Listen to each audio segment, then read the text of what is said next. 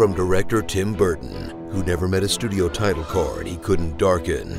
Okay, this one didn't need much help. Comes a filmography that spans 4 different decades, multiple genres, and 10,000 pounds of white pancake makeup. Ugh, my eyes, it's so bright! Every Tim Burton movie. Put on your best striped suit and enter the mystical world of Tim Burton, which consists entirely of the suburbs, a lonely house sitting on a hill, or a lonely house on a hill overlooking the suburbs, and meet a Tim Burton protagonist, a pale loner cast out by society and or their family, looking for acceptance and or revenge. Watch as they relive their tragic past through flashbacks.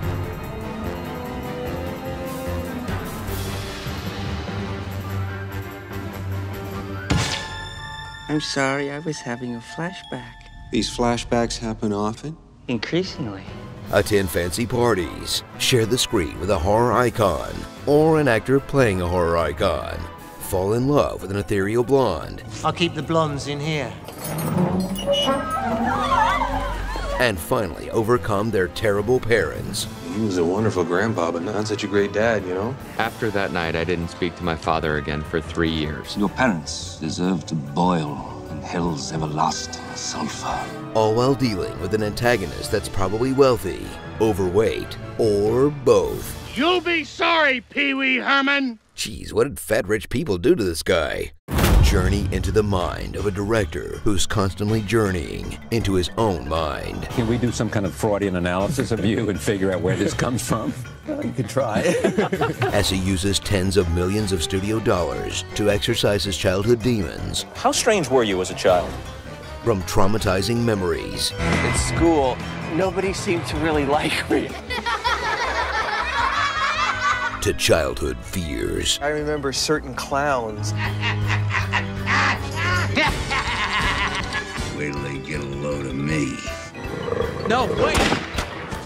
To the least surprising fact about Tim Burton. I love skeletons.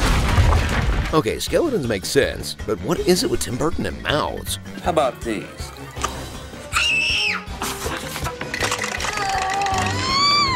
I haven't seen bicuspids like these.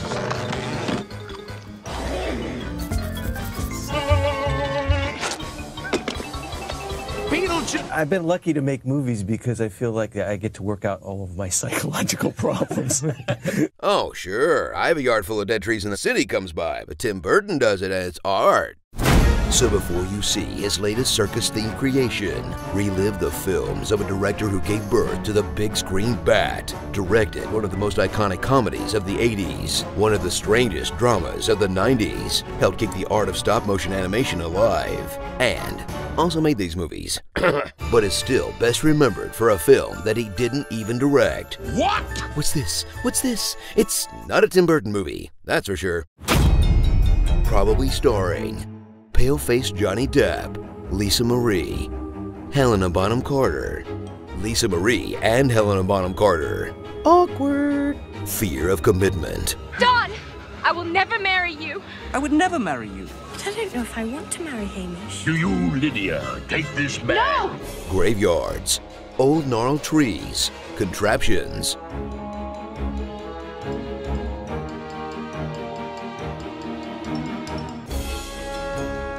My muscles and my bones couldn't keep up with my body's ambition.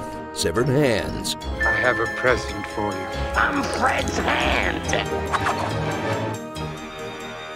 Edward, thanks for the hand. Spinning around.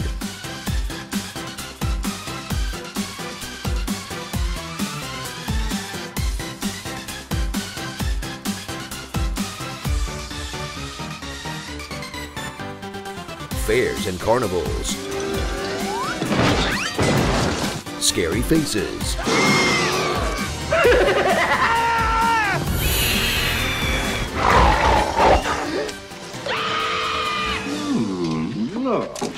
A witch. Follow the Indian trail to where the sun dies. She's a witch. Most towns of a certain size have a witch. And models. A scale model of the entire mall!